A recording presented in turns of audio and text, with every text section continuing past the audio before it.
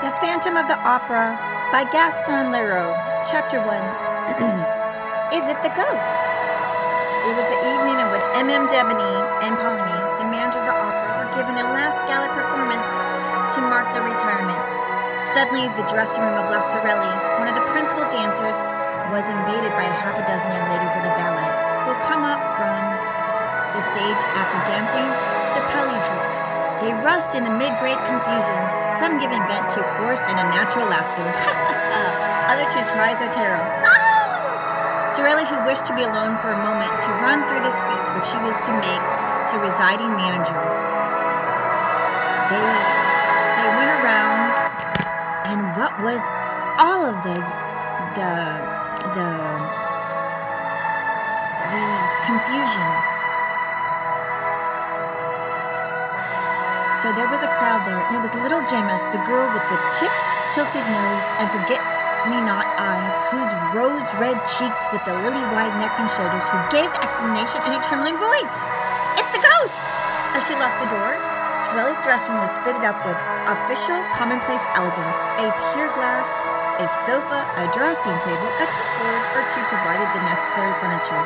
On the walls hung a few engravings, relics of the mother who had known the glories of the old opera in Rue La Peterlier. Portraits of Vestris, Gardel, Dupont, Begonotti, but the room seemed a palace to the brats of the Corps de Ballet, who were lodged in common dressing rooms where they spent their time singing, quarreling, smacking the dressers and hairdressers, and buying one another glasses of cassis, beer, or even rum until the call boy's bell rang.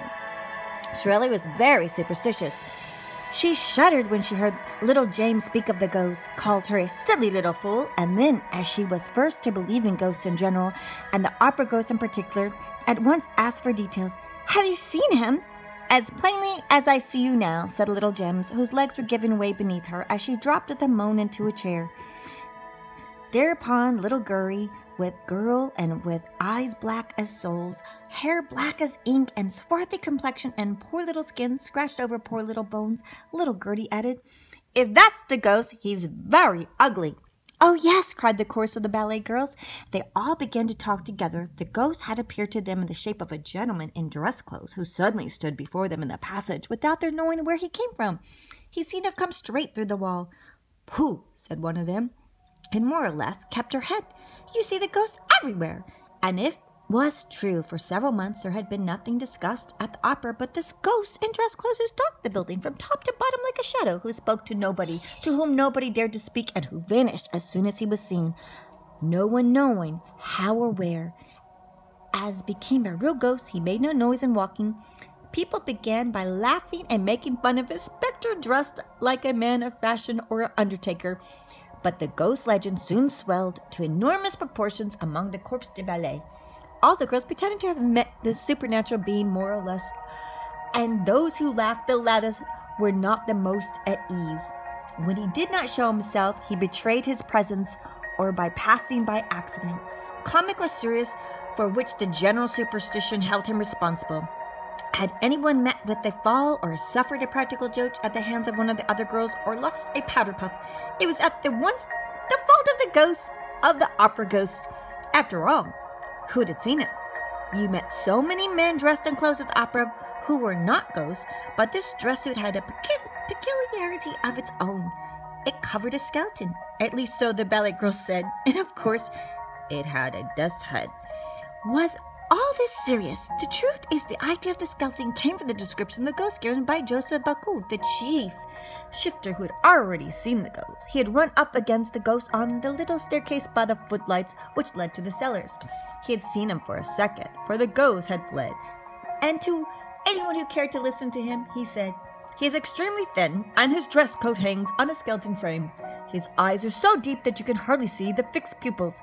You just see two black holes, as in a dead man's skull. His skin, which is stretched across his bones like a drumhead, is not white, but a nasty yellow.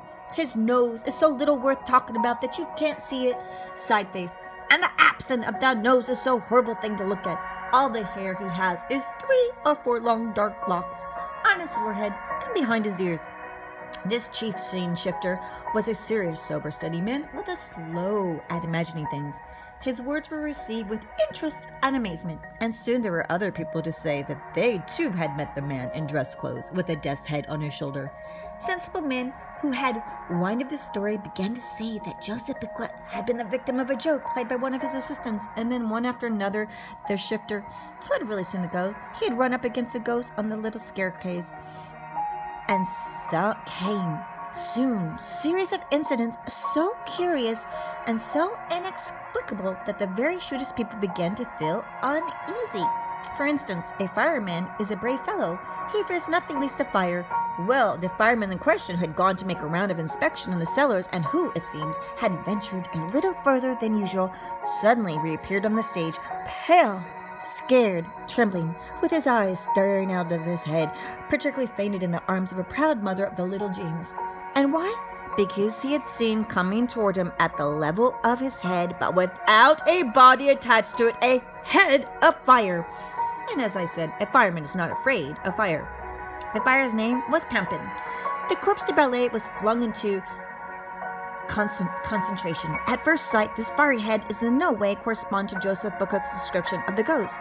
But the young ladies soon persuaded themselves that the ghost had several heads, which he changed about as he pleased. Of course, ghosts can do that. And of course, women and the ballet dancers had fun changing this ghost around. And of course, I once imagined that they were the greatest danger. Once a fireman did not hesitate to fend. Leaders in the front row and back row, girls alike, had plenty of excuses for the fright that made them quicker their pace when passing some dark corner or an ill-lit quarter. Storelli herself, on the day of the adventure of the fireman, placed a horseshoe on the table in front of the stage door keeper's box, which everyone who entered the opera then as a spectre must touch before setting foot on the first tread of the staircase. This horseshoe was not invented by me any more than any other part of the story lasts, and may still be seen on the table in the passage outside the stage doorkeeper's box when you entered the opera through the court known as the Court de l'Administration.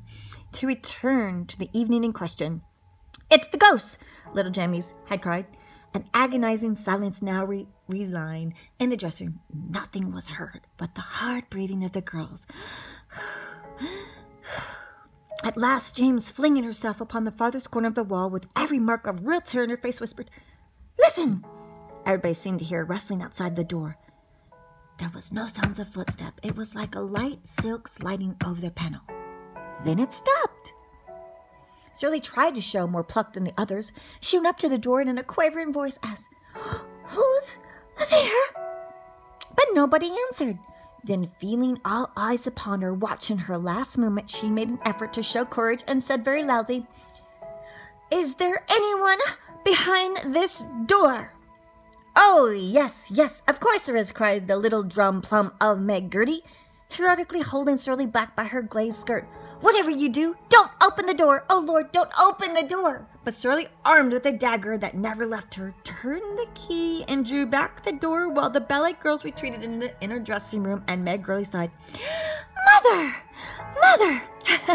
Shirley looked into the passage bravely. It was empty. A gas flame in its glass prison cast a red and suspicious light in the surrounding darkness without succeeding in dispelling it, and the dancer slammed the door again with a deep sigh. "No," she said, "there is no one there."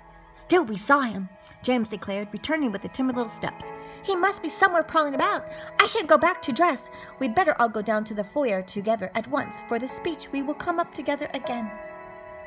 And the child reverently touched a little coral finger and a charm against bad luck, while Sorelli stealthily, with the tip of her pink right thumbnail, made a St. Andrew's cross on the wood ring which adorned the fourth finger of her left hand. She said to the little ballet girls, "Come, children, pull yourselves together. I dare say no one has ever seen a ghost." "Yes, yes, we saw him. We just saw him now," cried the girls. "He had the death's head and his dress code, just as he's appeared to Joseph Buckle. And Gabriel saw him too, and James, only yesterday afternoon, in broad daylight." "Gabriel, the chorus master?" "Why, yes, didn't you know? And he was wearing his dress coats in broad daylight." "Who, Gabriel?" "Why, no, the ghost."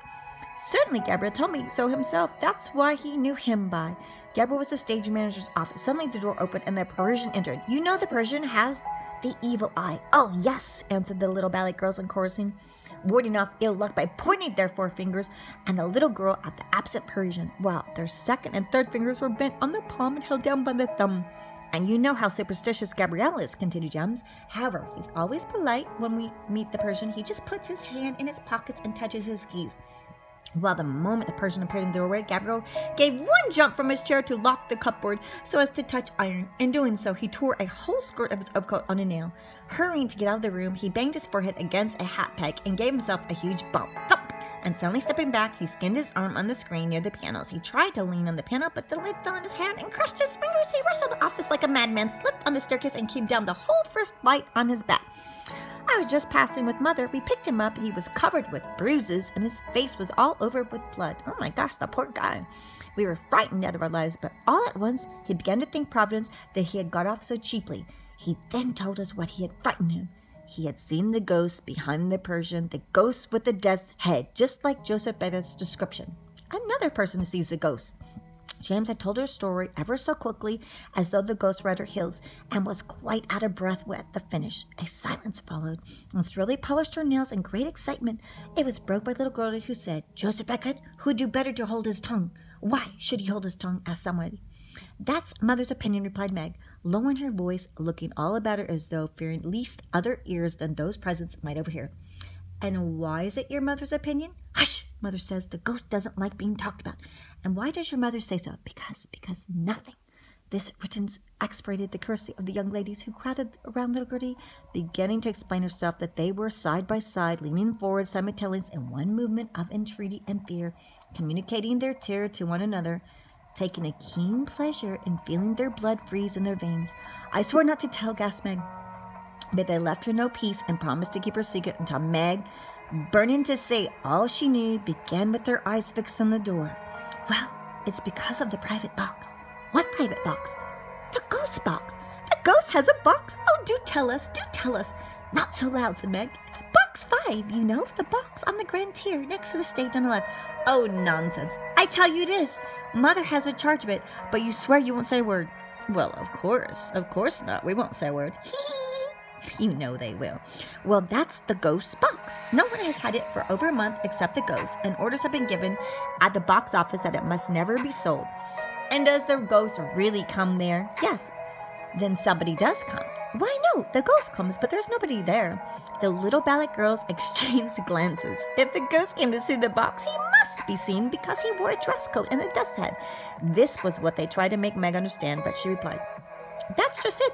The ghost is not seen, and he has no dress coat and no head. All that talk about his death head and the head of fire is just nonsense. There's nothing in it. You only hear him when he's in the box. Mother's never seen him, but she has heard him. Mother knows because she gives him his program." Shirley interfered. "Gertie, child, you're getting at us. You're putting one over us." Thereupon little Gertie began to cry. "I ought to have held my tongue if Mother ever came to know. But I was quite right. Joseph has no business to talk about things that don't concern him. It will bring him bad luck. Mother was saying so last night."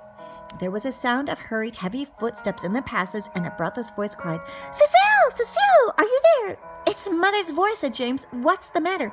She opened the door, and a spectral lady built on the lines of a Pomeranian grandeur burst into the dressing room, dropped groaning to the vacant armchair. Her eyes rolled madly in her brick dust-covered face. "How awful!" she said. "How awful!" What? "Joseph Fouquet! What about him?"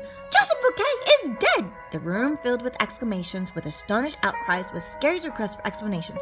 "Yes, he was found hanging in the third-floor cellar." "It's a ghost!" cried little Gertie.